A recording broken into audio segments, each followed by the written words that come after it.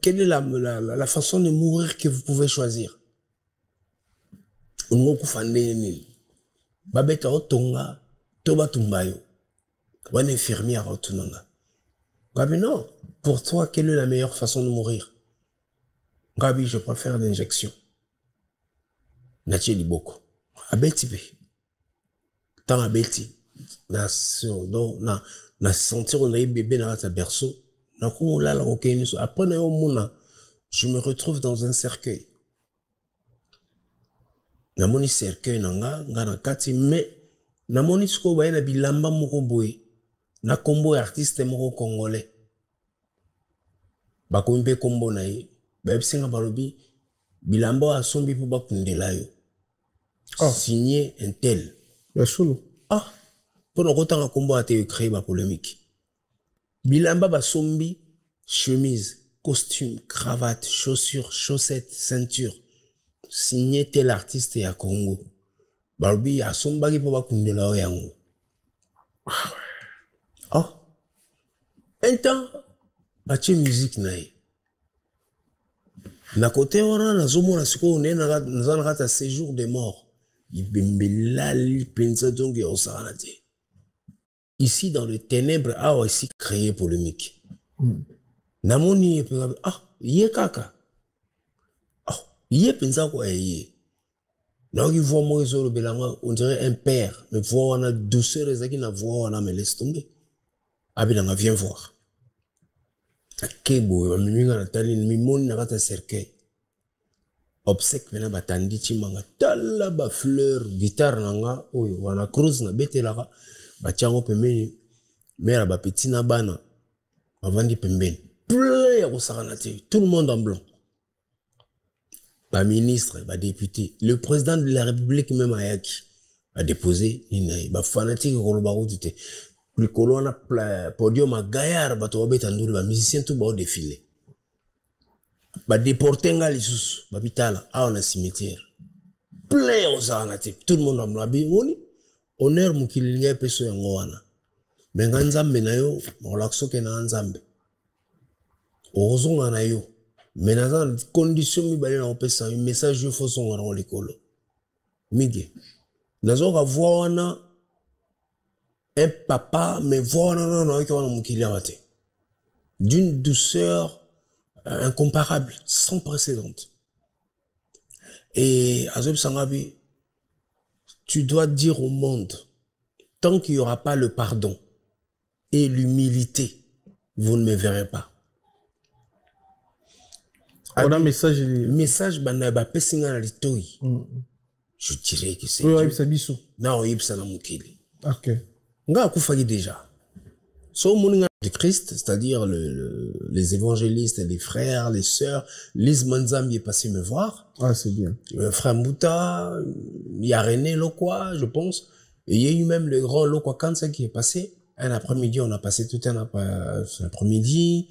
Et puis, j'ai eu le soutien de Fali Poupa, que j'ai salué du Cap. Okay. Merci beaucoup et merci pour l'enveloppe. Que Dieu te bénisse. C'est bien. Je bénis ta famille, ta femme, tes enfants, ton travail, tous qui vont se lever contre toi, Fali Poupa. Ils trouveront la cuirasse de Dieu autour de toi. Donc, n'aie pas peur, avance. Continue à faire Non, il était à Kinshasa. Ouais, quand il a appris que j'étais à l'hôpital, par exemple aujourd'hui, demain il envoie quelqu'un avec une enveloppe. Très et bien. Puis Gaz Mawete m'a soutenu. Très bien. Il a envoyé son enveloppe. Loka Kanza, pareil, le grand Lokwa. Et il y a eu aussi un ami à Loka Kanza, Ntsana, j'ai oublié son prénom. Le monsieur, il m'a soutenu aussi. En tout cas, j'ai été soutenu par plusieurs personnes. Il y a eu Prince David qui est passé, Dina Gangwele, l'évangéliste, la chantre, Bazé Belé. Baza, vraiment, j'étais vraiment soutenu, Baza, vraiment ébélé. Très bien. Sur le podium, tu vois, on a un témoignage, il y a un Le 9 avril, place Vendôme à Paris. Chers amis, je vous dis, ma cliente VIP que j'avais prise pour l'amener à Paris, je vous dis, si je vous dis ce qu'elle est venue faire, il y a fanatique et fanatique. Vous voyez tout ça là. Elle est venue acheter des CD de son artiste préféré. Madame, montrez un peu. Mais c'est pas possible. Mon Dieu. Regardez. Donc elle est venue, elle a acheté tous ces CD là. Elle a acheté même l'édition vinyle. Eh ben franchement, hein? Regardez. Est-ce qu'on vous voit même, madame? On ne vous voit même pas tellement, j'ai zoomé. Elle est là. Elle a acheté tout ça. Eh bien, madame, félicitations. Je vois que vous aimez bien votre artiste. Oui, vous êtes une vraie warrior, hein? Waouh. Waouh. Waouh, waouh, waouh, waouh, waouh, waouh, waouh. Eh bien, là, on va encore à Châtelet les Halles parce qu'elle a commandé d'autres. C'est pas possible. Elle a acheté tout ça à la Fnac. Eh bien, elle a acheté tout ça à la Fnac. Comme vous le voyez. J'ai zoomé, je ne sais plus dézoomer, mais en tout cas, bravo madame. Ben, vous êtes une vraie fanatique. Hein? Merci.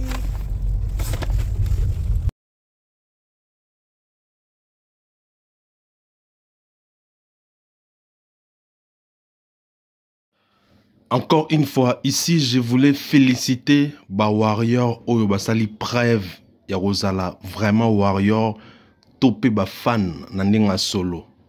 Nana Poupette. En tout cas, beaucoup de respect, chapeau bas na acto sali. Bomoni ba vidéo na tela ki bino wana na début émission ope bomo na ndenge za redéfilé. Cette dame, c'est une warrior active, une vraie warrior. Elle avec sa famille, baki au somba ba CD ya tokosde. Tala ba CD belé. Aba organiza ki cagnotte na bango, batu bataki mbongo, ye moko pate mbongo, a loué taxi express ya tam tam 400 € aller-retour Paris pour acheter les CD. Ba scanner, ba comptabiliser. Et si biso tout ba warrior to sali kakaboué. Franchement, toi on a disque d'or. Est-ce que boye bakoto comment qui peut mener un disque d'or certifié pour notre cost D? J'ai l'impression que ba warrior to bossani ango. Apparemment to bossani, mais to komi penza pemeni et reçoit disque d'or certifié à to cost D. S'il vous plaît, à tous les warriors du monde entier, à en Afrique, bossala en sorte que bossala effort en sorte que biso nyonso to somba ba céder à tokos de o. Tout ça l'effort parce que au kolbatik en Afrique on sont mesate. Tona bande ko tona connaissance na poto. Bola bande côté bola connaissance te bola batute na poto. Bo benga nga numéro na. Où que tu sois, partout où tu es, je me rasque que cette fois-ci biso nyonso to ça la main dans la pâte. Donc, tu as pénal au boko. Donc, on a Lubumbashi, on a Kolwezi, on a Point Noir, on a Matadi, on a Kikwiti, on a Mbujima et Kananga, partout. Oh, Mbanda Équateur, partout, en Afrique, partout, dans Maroc, dans Algérie, dans Tunisie. Bande ko Maroc, na se racheté. Na bande ko Algérie, na bande ko Tunisie. Na bande ko Namibie, na bande ko Boana Libye. Partout, ici Kaboza. Partout, ici Kaboza. Tia lo boko na pat. Bwana mutu ya sûreté o boroti na somela bino CD ou azana tante nga naza disponible bon na bino ezana traçabilité tout batu bayebi comment est-ce que moi je fonctionne avec Mamweta Limbon. Donc envoie-moi vos argents botinde la ngambongo na bino et ata essayer de moi comme quand on va 12 je crois qu'il y a 12 15 € quelque chose comme ça ou carrément botinde ta 30 €, 30 € 30 ou 20 €, 20 €. Comme ça, ou carrément, on tourne à prix à CD exactement. Et puis voilà, je vais vous revenir. Mais, na lingi que, bisonyonso, totia le boko na pat. Est-ce que vous vous rendez compte que, ceux qui to sili ici, ba CD, o, ndenge tika qui est bongo, dans la disque d'or. Dans la deuxième disque d'or, pena, o, isa, pena, que non, ba vente physique na kata France. Et puis, na koti na lisu subiso, que nous construisons sérieusement. Construisons pena sérieusement album Tokos de pour toi on a deux pas, toi on a deux doigts et à disque d'or. Na Leli Nana Poupette Mabé, Belgique, Bruxelles, Osako.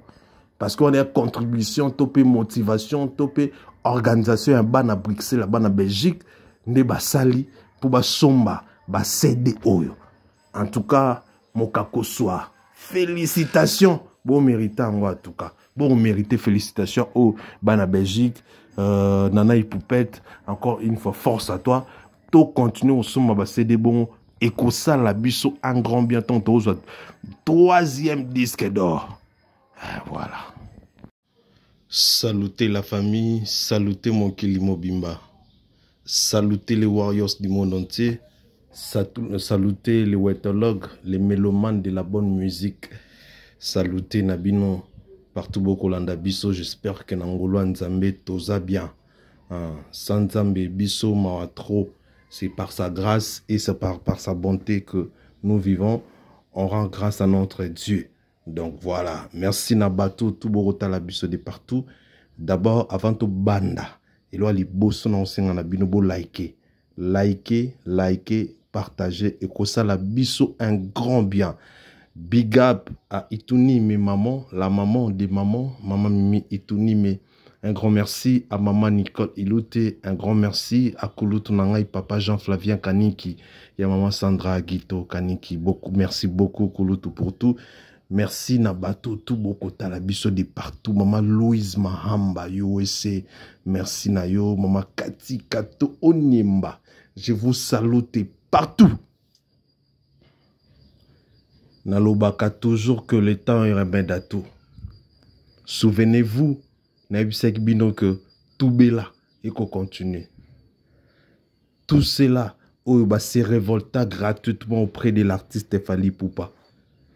Et kokoma nangonga moko bakokoma ko statula tope ko sakola bolamu ya Elerei Mago sans pour autant batina bango bolamu ya Fally e koma ko ganga bolamu ya Elerei e koma ko ganga avato kota na vive ya émission na biso na lingaki d'abord na souhaiter ba joyeux anniversaire na maman Mokondi. Leki ya batu ya grande sœur nangai Bibiche Makope Nana Ketchup Bafana exemple ya basi ya mabala. Joyeux anniversaire. Nzambe azalokumu po abatelio abateli bana asalié cause la ningoza bongo en bonne santé kitoko maramutu bien. En tout cas joyeux anniversaire. Joyeux anniversaire, joyeux anniversaire et plein de bonnes choses. Nzambe apambola nzamba batela.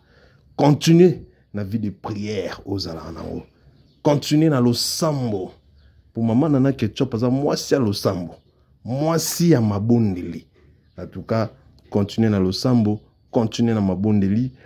Et ça la rabisso bien. Et ça la ka papou na bisso bien. En tout cas, joyeux anniversaire. Plein de bonnes choses. Que Dieu vous bénisse. Que Dieu vous garde. Que Dieu vous comble de joie et de toutes bonnes choses. Voilà. Wana boto tala sommaire na biso. Bomoni ndenge nini Olivier Chimanga. Oyo topesi penza ba bon rétablissement, ba courage ebele. Ndeko na biso oti ko bela makasi mingi. Abeli penza makasi. Tungai to kasango ki akufi. Asali ba temps ebele na hôpital. Et lelo Nzamba Sungi abimi hôpital.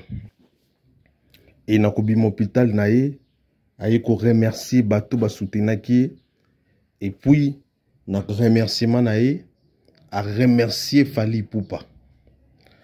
Mais ce qui m'a tiqué na discours na ye bien que zaki mukuse mais zaki profond. Alobi Fally Nzambe apambola yo. Merci pour l'enveloppe. Nzamba zungisela ebele. Abatela yo. Bato tout. Bakoya ko bundiso. Bakokutana na cuirasse ya Nzambe.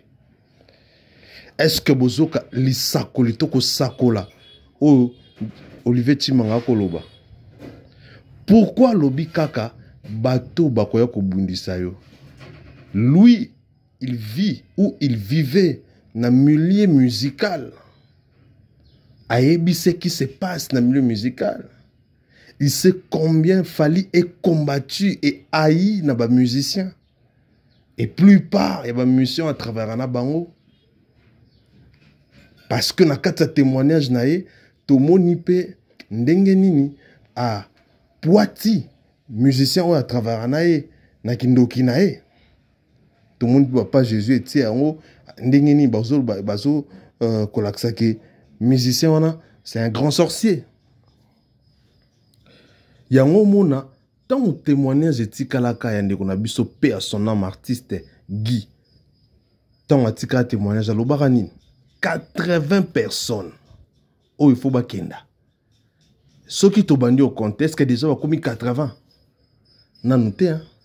Baza ba 10. Dazo beta partout. Tala lelo na Olivier Chimanga innocent bata fou adon ça dit a frôler liwa. A frôler liwa. Na comprenant te ba musicien. Et comme randenge nini ceux qui ont la succès na yo oyo lia muta batu oyo bengi pa betelo kita. Muta bato bengi yo yemba osala musala. Okomna ida olia ndenge nini comme rabungu ndenge nini. Bakisa ngopena bona bandeko bona bana do bino bongo lia bana na bino te bolia aka bata bato bolia aka bata bato ndeti Olivier Chimanga pena aza ni musicien na yo ni muto orchestre na yo yo lingo lia e pokaka bo travailler na do bino bongo za contact na bato te do so beaucoup te kana contact na mutu okomle na ido lia e obomi kaka sigo yo wana pa biki na e ayo poata o kindokino a poati kindokino nyoso a Poiti yango mais loko monde ka lobby o babi na mukili kuna za likolo azane likolo te bakosi na bango bandoki bakosaka bato bongo ke oza likolo likolo bazoloba ezakaka po asala rivalité na Fally aluka ka rivalité po Fally mutabo marabatu te mutana bakisa salité te mutana bakisi te yewana na succès ana sommet na ndenga solo après par là nazo confirmer liloba nzambe oyo loba c'est la bénédiction de Dieu qui enrichit et qui ne fait suivre d'aucun chagrin. Oui, c'est vrai. Parce que qui si nyonso e anadele ata mindele ata batu mwindo ezana dele yango monike bato nyonso basimbaka bakisi na musique na biso basila et surtout à cette époque bakisi na bango ezalaki ba 10 ans bano bako ya sima tellement bako lia bato ebele te ne ba mso ba lia bato ebele ba ozo ba 5 ans ba 6 ans ba 7 ans ba 3 ans bazo sila.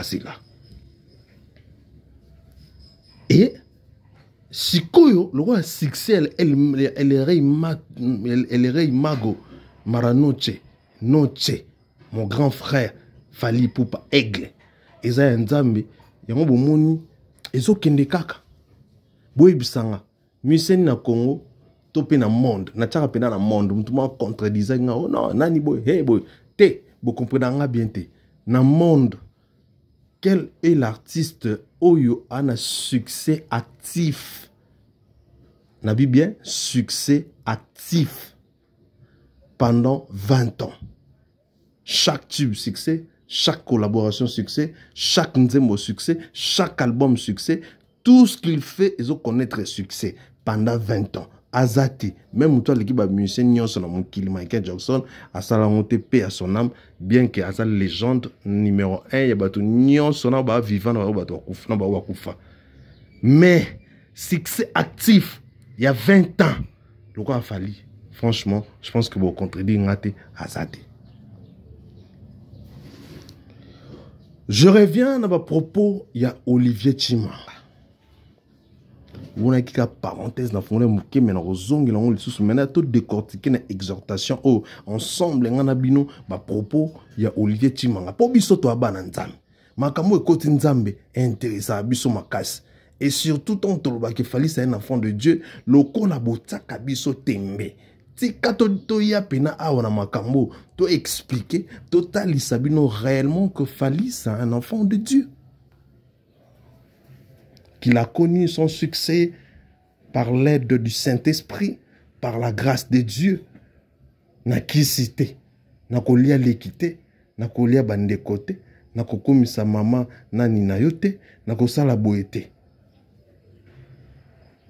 Parce que ceux qui penezaka kisi ne salara ke muta za succès le kabatu tout na succès mais za falite pour ba musicien ba na kisi to ibon na mboko to ba musu ba maître spirituel na ba vodou ba on ba comme ba nganga batu ba pesaka batu ba kisi ye alongo na niveau ki ana kisi mais ya na niveau ki yenda pesaka batu kisi donc c'est-à-dire que nganga et puis ma solo to ka ke na ba frère à église na ba o ni ba kenoza kisi kuna eza ya solo et ba ebi que eza ya solo et si eza vraiment ya solo que succès ya mutu et utana kisi mais fali ndete mutanga za numéro 1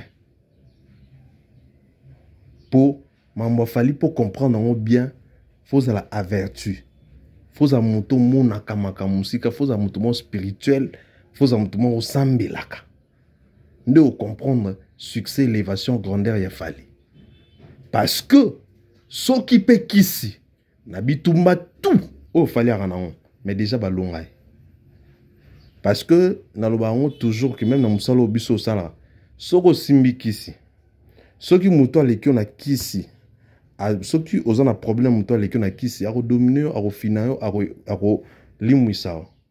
Na ba guerre tozala na ngona bato ba kisi wana ebele soki to kota katande tinga soki na kota katanda kwa nganga mais na minute msuto betaliso msusu ba mona ngate pourquoi parce que na tika la kotia makolo na ba place na bango wana te et na bomba mana se ya makila na Yesu mwana mama Maria mwana nkolo Yesu Masia mwana elimo santu nzambe mwana mokeli ya likolo na se Dieu le Père. Yango, bamona kangate. C'est pareil avec la vie artistique de Fally. Si Fally touchait la fétiche, mais aujourd'hui, tout le monde a été. Parce que coalition, bosangani, y a ba musicien congolais na bondo ki na bango. O ba sala pour éliminer carrière à Fally, pour éliminer Fally. Soki ils ont pensé que elle est un succès, mais elle bétail. Pour engeli kakayae. Pour batunyo so ba résister. Na succès na ninga kiswana ba koisa ba. Souvenez-vous émission Souka au papa Luamba salaki mambalobaki.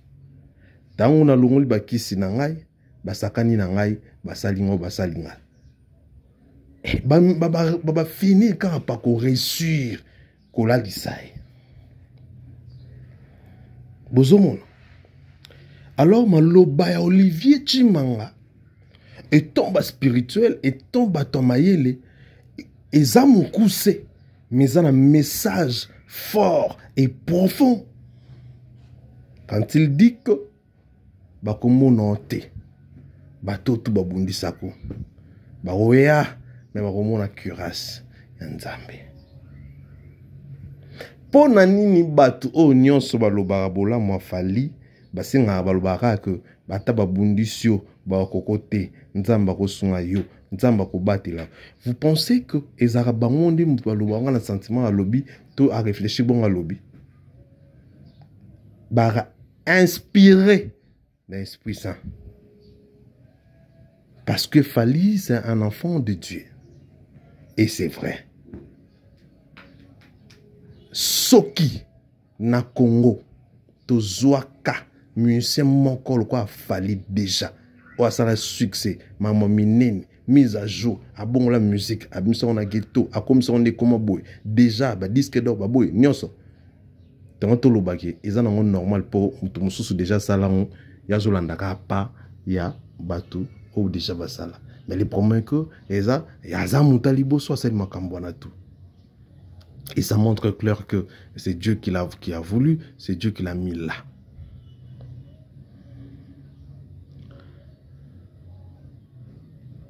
Olivier Chimanga, pour la vérité, biso tolo ba vérité, na ninga mabete tolo ba vérité.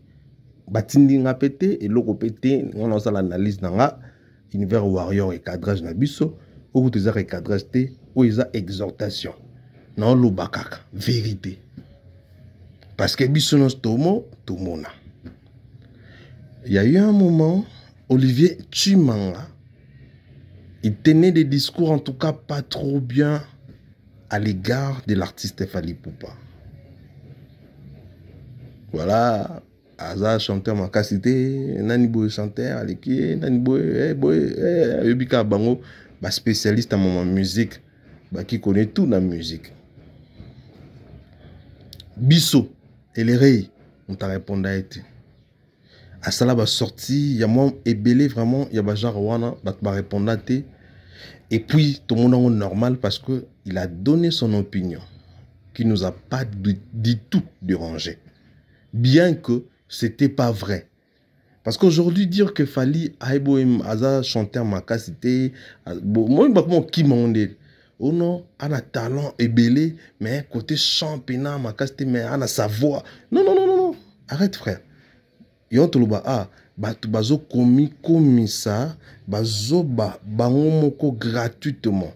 Pourquoi? Parce que, comment expliquer que yo moko zoyeba, que mutu ondenga zaboy, na terme mamaro yemba penza, na minute na Kinshasa, tope na Congo, na tono Afrique, on a mtalo kwa ya zate. Pourquoi il arrive à manipuler toutes sortes de musique et puis bien, robetile musique tout, gamme nyonso, oyemba bien. Fala yemba na ba brésilien, ayemba na ba espagnol, ayemba na ba américain, Erkeli, grand chanteur, ayembi rumba. Abetu musique tout, à ça l'album urbain. Ça dit, Fally nous a prouvé na ba moyen tout, na ba facette tout, na ba ndenge tout, comment est-ce que les grands chanteurs. Et heureusement pour nous, tola lisa campagne wana, parce que campagne wana et ya kama kasi juste ka pour nous minimiser. Il est tellement fort que faut te looker les points faibles à l'okuta. Balinga ba ko tromper na mito ba tout, mais on s'est levé. On a vu l'analyse de Olivier Chimanga. Oyopé et dérangeait peut-être certains warriors. Parce que c'était pas vrai, ces propos. Qui aurait cru que, dans le moment, il n'y a pas si, Oyo, Olivier Chimanga, peut-être qu'il y a Olivier Chimanga, peut-être qu'il y a quitté. À avoir assistance, il a fallu. Qu'il fallait quoi assister. Donc Fally a comment azara sensible na mutu mutazo souffrir, azara sensible na niveau moroboy na ebité. Surtout ce qui a ebio, ata ebio te. Bota ningi a récupérer Kasangi di pas même na poto pour souffrance à Kasangi da kokangote tellement il est reconnaissant que a kanisi ba debi na ye na banana ba Kasangi di wana tout ça. Reconnaissance wana et koki et ça en sorte que akoka ko supporter souffrance ya Kasangi na Kinshasa te ba malade comme obela. Ba visa tout ça qui n'est poto tkala poto. Aza sensible som ta souffrir. Ba vie na biso passe ko se ba pire via falita. Mais à tel cas était avié père son âme veut passer ko se. Ba était vie ba maladie tout ça a ko quitter bou a juvier a mimi vie na poto. A mimi vie na poto ba traitement nzamba décider autrement. Ba kawana eza ebele. Il a fait ça même chez ses warriors. Que warrior moi abeli a eu problème à assister. Misu sukuto ye bananga na ngoti. Sensible ce monsieur. Yako sunga, yako aider batu.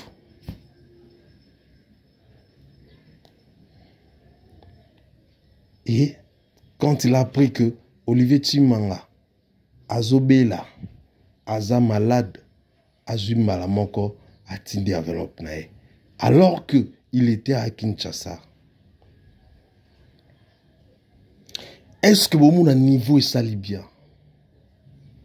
Est-ce que bon mon niveau est réconforté artiste? Quand tu es sur le lit de l'hôpital et que quelqu'un que tu n'imaginais même pas qu'il peut t'envoyer quelque chose, quoi que ce soit, pour aider, pour mima apport nae, et réconforte à capé mutu. Et puis ça mutu espoir, force et sengoni salaka. oyo epesaka moto wana esala en sorte que améliorer mon état de santé na ye. Fally, je vous dis merci pour ce geste. Merci beaucoup pour ces gestes. Merci beaucoup pour ton assistance. Merci pour ton grand cœur, pour ta grandeur d'esprit, pour ta présence à chaque fois. Batu bana ba pasi, à chaque fois. Batu bana ba souci, à chaque fois. Batu bana ba bosenga. Tu es toujours là. Et on vous dit que continuez bongo. Mabe ya batu elimbisa ote. To moni ba ingratitude ya somo ya marque et tout. Que ça soit na ba musicien, na ba journaliste, na ba chroniqueur, na ba youtubeur, na ba batu tout. Ba trahison, ba ingratitude elimbisa ote. To monango il y a pas longtemps on a entendu gangela. Moi na papa Sram, c'est le wo. Ndenge nini osunga ye na premier album na eton oyembele autotanazi. Fally Ipupa succès à somo. Oh, normalement pour collaborer il faut foutailler. Mais il est venu soutenir cet ingrat. Moi na papa Sram wana. Et tala lelo ndeni babaluke la. Toyebi ozana ba trahison ebele, ba ingratitude ebele. Mais les missotés. Et puis je sais que les missotés, aux en mental d'acier, au fonctionne autrement. Tu fonctionnes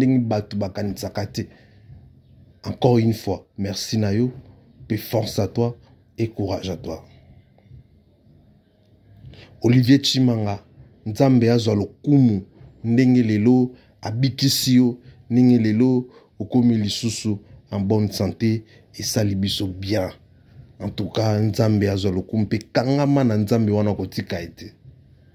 Et zala honnête, tambola na droiture. Et puis merci beaucoup pour la reconnaissance na yo envers Fally Ipupa et salibiso bien. Alors, dans cette émission, je voulais encore que solo lana ba warrior topena bato nyonso bo ngai bato tu ba ko molandanga na bato balinga ngate. O bino boko ki bozo ke na ko komanga na page kuna mambo au Stade de France ko tiaka bato ba mal à l'aise bo vanda boyo kanan. Ou les Warriors ou boza vraiment la préoccupation et ba date voilà boka. Par rapport ya ba source na ngai ningi na yoki avec beaucoup de confirmations dont je viens vous confirmer ici que actuellement ndenge tozo solo la boy. Débat isa makasi. Pona concert ya Stade de France.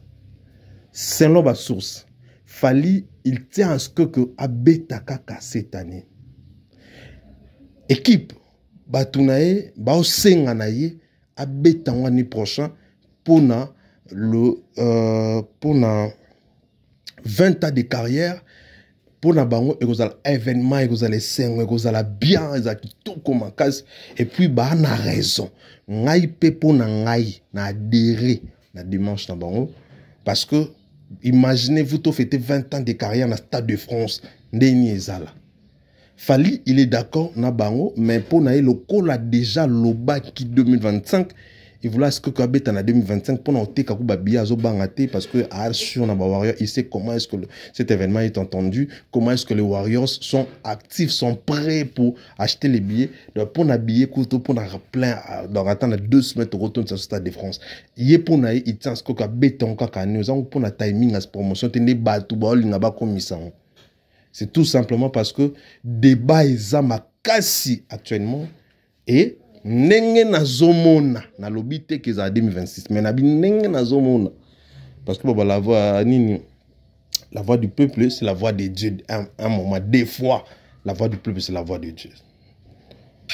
Je vois comme si que et keka 2026 nenge na zomona parce que presque batu nyonso oyaye bakanaye bako senga naye bako souhaiter à ce que abeta on a 2026 et voilà. Stade de France est un événement moyen tellement que et si Et ça, parmi ma cam, au sein la que stade des ala, tous à la soun, parce que, au début que, ce qui fallait à Bétis Stade de France, on est en 2025, 26 plutôt, et ça là, les sous, elles sont en ma casse parce que, non seulement to fêter délibération topé épanouissement topé ko tombo ma musique à Congo to musique francophone to ki ne lisusu pona ko fêter anniversaire na biso ya 20 ans de carrière ya bato biso bato to bandana fali na 2006 ti lelo ba pasi to moni bandila to leki bitumba to bundisami na ndenge to longi na ndenge to komi o to komi lelo na ndenge to coloniser musique ya nini ya poto ya nini ya monde. On se comprend. Et pour na biso jour ane ozala somo. Et ozala somo, on va fêter, on va péter les champagnes. Donc ezala na est-ce que vous comprendre place naza comment nini tozana c'est un jour, ça dit que to fêter na anniversaire, c'est un anniversaire na paix prise. Et grand frère vient nga place oza so yo kanga paix pour na ngai ba warrior mutumta libre pe sa idée na ebo pexanto l'exto bi won point ponga na évangile tenga na falité na pe sa proposition na ne ba tutu ba pe sa proposition ne ba tutu ki pour na banda qui on perd depuis kala na no ba pour na ngai ke no ga dim 26 pour na mu na ndenge ezala vous comprendre c'est-à-dire que non senga elere na koti na groupe ya bato na ba otombola musapi pour na 2026 ngap na tombola musapi 2026 parce que non mon andeni c'est un ezala mais ce qui est commis en mois 2026 et c'est que vie pardon boulele biselo moko boye na 2025 o ezala ya munene ata na ndenge ya kin parce que torata qui double stade de martyr après fallait obéter la biselo comme wana o senga biso to pona et rataki compte tenu ya ba situation na ba circonstances ezaki na mboka. Mais ce qui m'a s'est calmé, Yaya, s'il te plaît, en 2025, oh, créez bisolo moi, nene, pena, donc, donc, to yindi sali, boma, to pe sa déjà, elengi, il y a Stade de France, na date au tela biso. Wana sko proposition na ngai. Proposition na ngai raté 2026, mais na eloko na non. Si ça fait que via Betel bisolo moi Gaïa na ninga tabakin a ba to aussi partenaire bet banga ba la fois passée et ko pesa lisusu pifo makasi pour un événement il y a Stade de France. Est-ce que vous comprenez ça? Est-ce que nana tort ou nana raison? Si on a raison, moi ba like, moi ba j'aime, moi ba PayPal, moi ba code, moi ba nini botine la ngape na ngape mutu et ko encourager nga yo ça nga bien. Vieux, sur tout les bisolo monde par exemple, il y a par exemple, il y a à ta double stade de martyr. Martyr, on peut comment problème. Donc, sur le double stade de martyr, mais l'eau comment boye kaka. Compte tenu n'enge et rata qui la fois passée. Et ça la biso un grand bien. Et ça la biso bien. Et ça la biso plaisir. Comme ça, tout. Hein? Ça dit que ma biso ça déjà image il y a Stade de France. C'est ça ma proposition. N'habiter ba Warriors Msusu par rapport à l'Ikamboto. Voilà un peu moi idée nangai personnelle on a encore une fois joyeux anniversaire Bafana maman Bokondi. Na moni comment est-ce qu'on fêter na c'est un biso plaisir. Ah là. En tout cas, qu'on zambula encore de plus, ils ont la grâce. Il y a un moment où on a battu pour faire tango, ce qui moins ça, ce qui moins ça, au côté au commissaire nzambe pour zangolo. Quand il s'arrête que bateau union surtout na bon to côté na bon 2025, banane bazar, banane bakoufi, banane bazate. Donc voilà un peu. Pour na bateau bakolo baka pour na Stade de France selon ba source nanga na yebisi bino ndenge zo kende. Voilà. Mais ce qui est sûr est que quoi qu'il en soit, ma beliwa Stade de France est bétama. Stade de France est ko bétama. ba détracteur batika na bango ko lia lino parce que ba ko lia lino félé que le veulent ou pas te bi que na minute ba ko sambela na ninga mabe ba loba ba kanga ba good pour stade ne beta matin il se dit que soit bêta ton met la soupe matin déjà stade déjà par la défense d'être bêta déjà ton sonne leur bêta pour nous prouver pour votre rappel.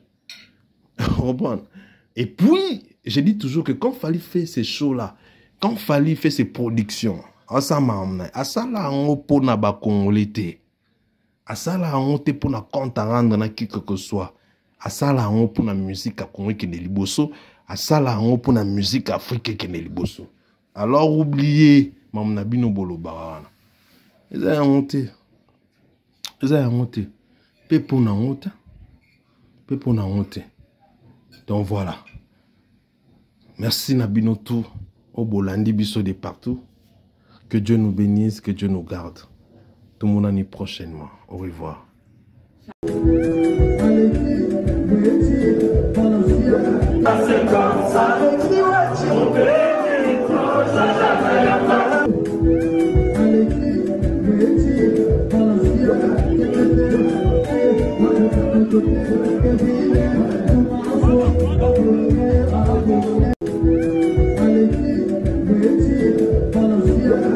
C'est comme ça.